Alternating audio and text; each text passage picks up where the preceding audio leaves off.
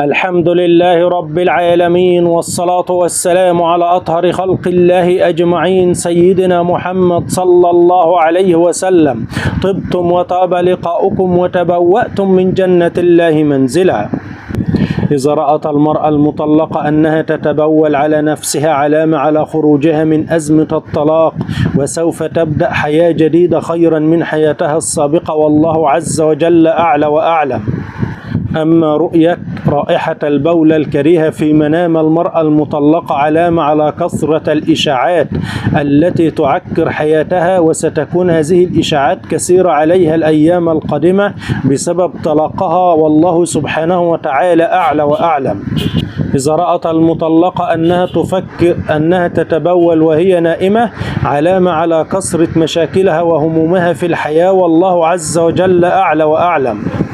إذا رأى الرجل أو المرأة عامة أنه يتبول في البحر في المنام، علامة على الأخطاء والحماقات الذين يفعلونها في الحياة، والله عز وجل أعلى وأعلم. عامة إذا رأت الرجل أو المرأة أنه يتبول في السوق على البضائع، علامة على كثرة تجارته، بس ما يكونش البول له رائحة. أما لو كان البول له رائحة، علامة على فساد هذه التجارة أو خسارة هذه التجارة. أما إن لم يكن له رائحة، علامة على المكسب والربح الكثير من هذه التجارة، والله سبحانه وتعالى أعلى وأعلم.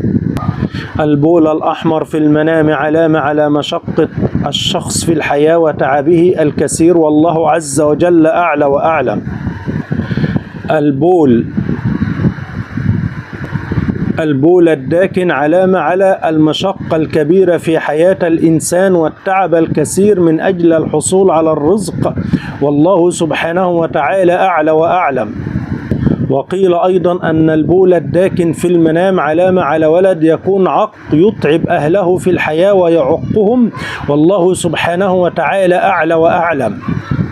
أما إذا رأى الشخص البول الأسود، علامة أنه سيكون ولد يسود أهله يعني يحكم أهله، يسيطر عليهم، والله عز وجل أعلى وأعلم.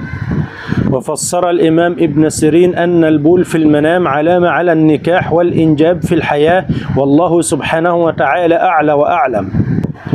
وكذلك من رأى نفسه يتبول دما، علامة أنه يجامع امرأة حائض، والله عز وجل أعلى وأعلم.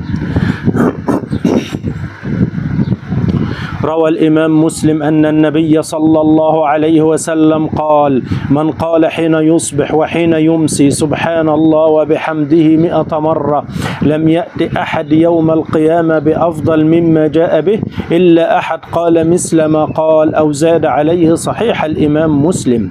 وقال النبي صلى الله عليه وسلم: من صلى البردين دخل الجنة.